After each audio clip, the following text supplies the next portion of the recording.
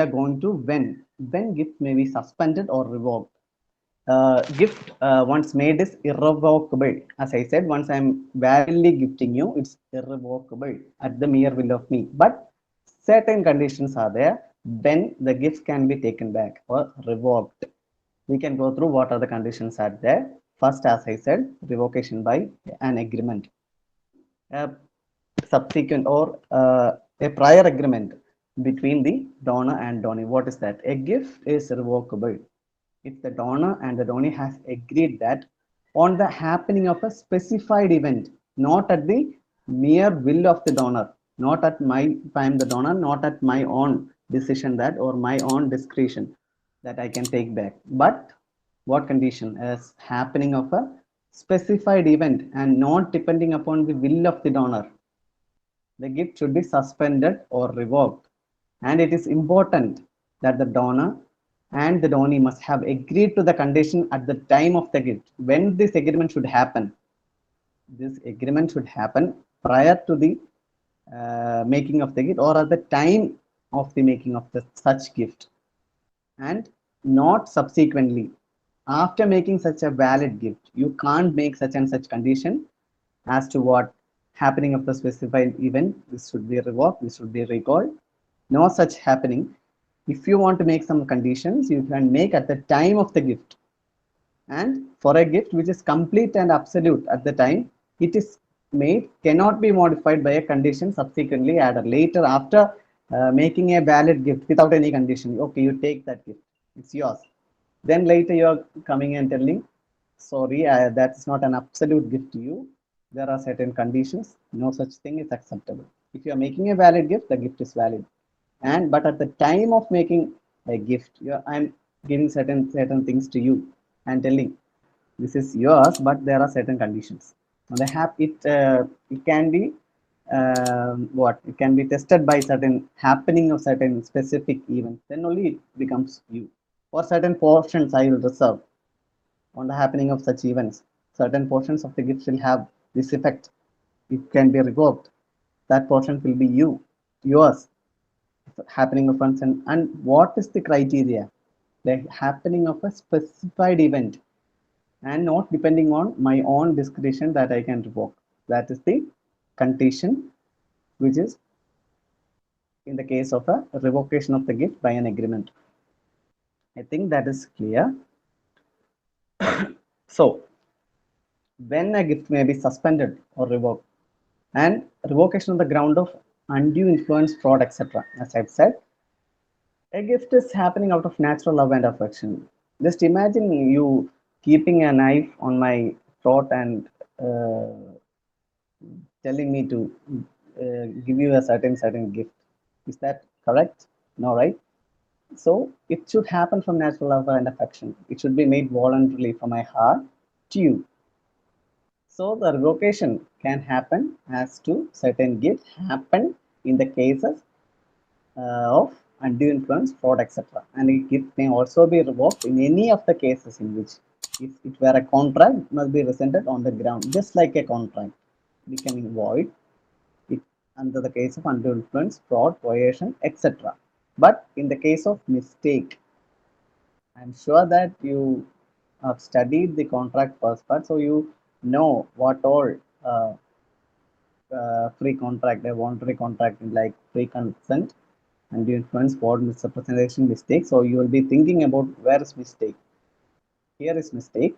The status of mistake in the gift and the onus of proving the grounds of revocation lies on the party who wants to get the gift aside. If there is such happening, the gift is not made voluntarily, the onus of proving such thing is on the part of the party who wants to get the gift set aside or revoked or cancelled. And a gift is not liable to be set aside or revoked merely on the ground of mistake, provided it is not vitiated by fraud, undue influence, etc. Simple mistake or a straight mistake, it can be revoked. The gift can be revoked, but if it's a fraud or misrepresentation happening, such gift can be revoked. Here are certain illustrations.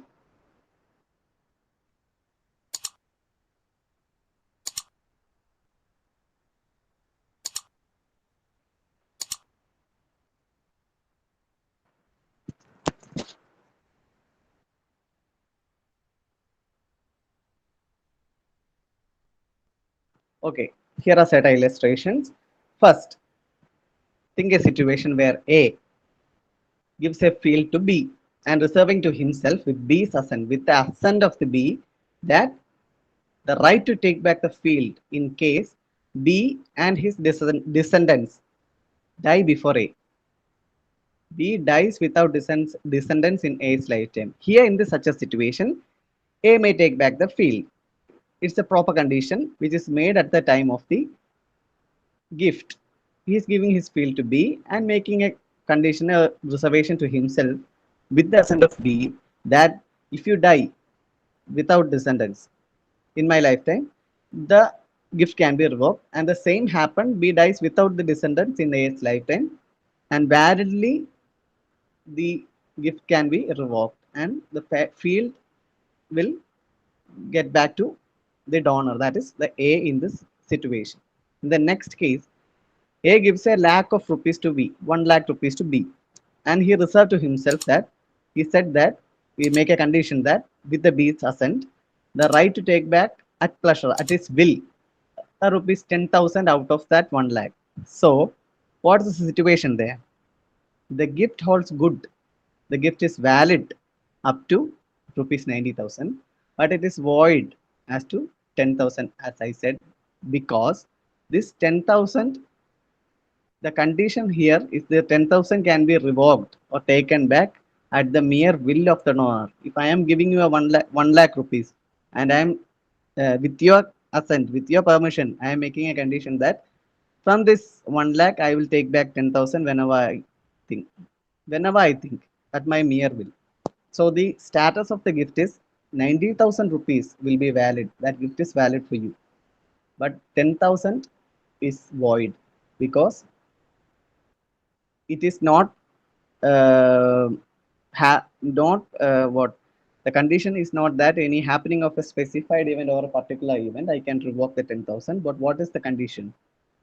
The condition is at the mere will of me who is making or giving 1 lakh rupees. So up to 90,000 rupees it is valid, and up to 10,000 rupees it's void. I think it's understood. So we are moving forward to onerous gift. What's onerous gift? Section 127 of the TP Act describes about onerous gift, and where a gift is in the form of a single transfer, stress on that word, to the same person. I'm giving to you, just imagine like that, of several things, many things. I'm giving you many things through a single transfer, and of which one gift is burdened by an obligation.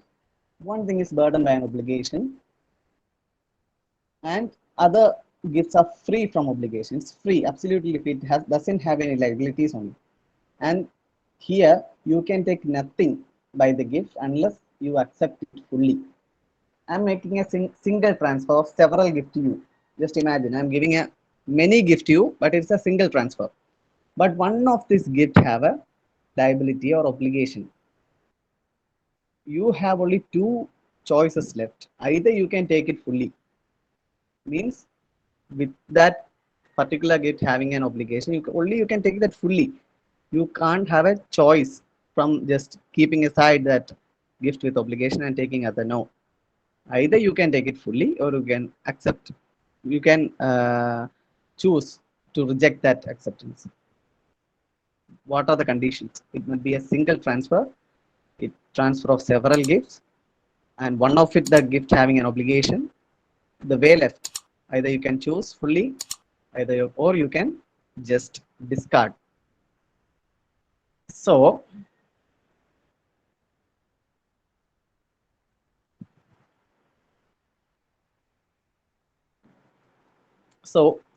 in the same yet another situation where a gift is in the form of two or more separate.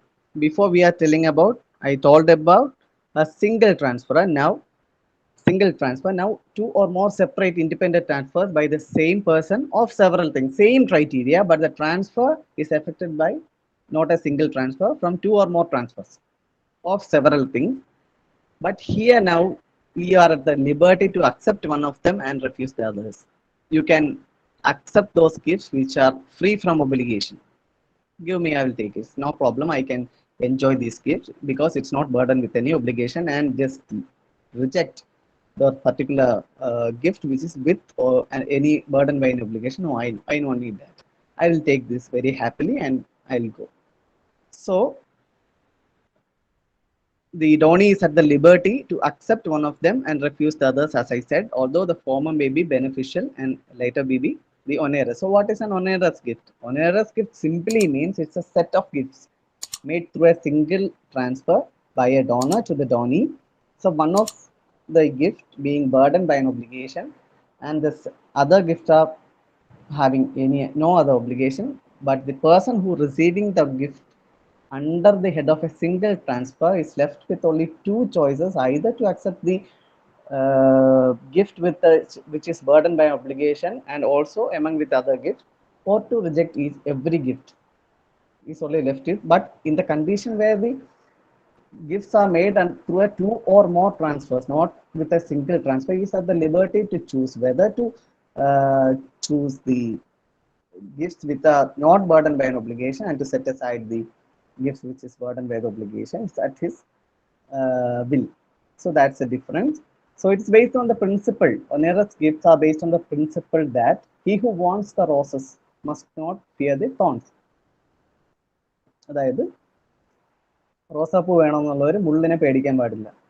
Quis sendi commodum debt et sende honors. And the rule is analogous to the doctrine of election. It also comes under the Transfer of Property Act. As the donee has to elect to accept, it is either accept fully with the burden or to reject it. So, onerous gift to a disqualified person, a person who is not competent to contract and accepting property burdened by any obligation is not bound by his acceptance. Here he can accept the property, but he is not bound by the obligations on that particular property. But if after becoming competent to contract and being aware of the obligation, he retains the property given, he becomes so bound later. If a minor later become a major who is competent to contract and being aware of the obligation, he possesses certain property given, he becomes so bound. So we can go through an illustration. A bequest of a leasehold house together with its contents. A house together with its contents, any properties, mobiles, is a single gift. And so a legatee, the person who is getting that property, is not entitled to disclaim the gift of the house and retain its content. He can't disclaim. I am getting a house with its properties, mobile properties. I can't deny the house and I can only take the property. I can only take the whole gift as such. So the next important aspect coming under the section gift is universal donee. A universal donee, who is a universal donee, comes under section 127. It's the one to whom the donor's whole property is given and consequently becomes liable for all the debts. Similar to onerous gift, there's one option left in the onerous gift, as I said, but here the whole property is bequeathed or gifted and consequently becomes liable for all the debts due to and the liabilities of the donor at the time of the gift. At the time of the gift, to the extent of the property comprised in the gift. If I am receiving certain property, I am happily receiving, okay, you give it to me. But there are many obligations, many liabilities or debts on the property. Who is liable? One who happily accepting is liable for the property. If I am receiving the entire property with free consent or free acceptance, that I mean, I am legally bound to meet all the liabilities obligations arising out of that particular property. It's the simple meaning of universal donee. Non-inclusion of mobile property. When the gift consists of the whole of the donor's immobile property but does not comprise his mobile property, the donee cannot be said to be a universal donee. As I said, if a house is given as a gift but no mobile properties inside the house is not gifted to him, he can't be termed as a universal donee. But if a house with all its properties and all that immobile property, that land, house, or properties, whatever including in that particular plot is gifted to a person, then he can be termed as a universal term. And the last side we are going to is the possession of the Mohammedan gift under transfer of property. Sorry. Saving of donation mortis causa or Mohammedan law of the TP Act specifically lays down that the provision of Chapter 7 of the gift at TP are not applicable, just keep in mind, are not applicable to gift of movable property made in contemplation of the deathbed, and that such provision of the TP Act have no effect on any rule of Mohammedan law. So, in simple terms, accordingly, by virtue of section 129, Mohammedans are exempted from the provisions pertaining to gift as laid down in the TP Act. We can go through a case law. Hafiza Bibi and others versus Farid by Darn and others. The Apex Court, Supreme Court, while recognizing and restating the three essentials of a gift under Mohammedan law, what is the first thing? Declaration of a gift by the donor, just like in the case of Transfer of Property Act, declaration of the gift by the donor, acceptance by the gift by the donee, and delivery of possession, giving away of the property, and stated that the rules of Mohammedan law do not make writing essential to the validity of a gift. An oral gift fulfilling all the three essentials make the gift complete and irrevocable. As I said, no sections or provisions of the TP Act made in contemplation of the death, and such provisions of the TP Act have no effect on any rule of the Mohammedan law related with the gift of movable property. So once again, we can go through the essential or conditions or features of gift. So what is a gift? It is a transfer of certain existing movable or immovable property made voluntarily and without consideration by one person called donor and to the another person called donee, and accepted by or on behalf of the donor. There should be a transfer of a movable or immovable property which is existing. No future property can be gifted. Existing property made voluntarily. Voluntarily means what? With one's own free will, without any coercion, undue influence, for anything, and without consideration. Nothing is returned to him who is making a gift. Donor gets nothing as consideration by one person called the donor to another called donee. So who is donee? Who is the one who is receiving the gift, who is accepting the gift.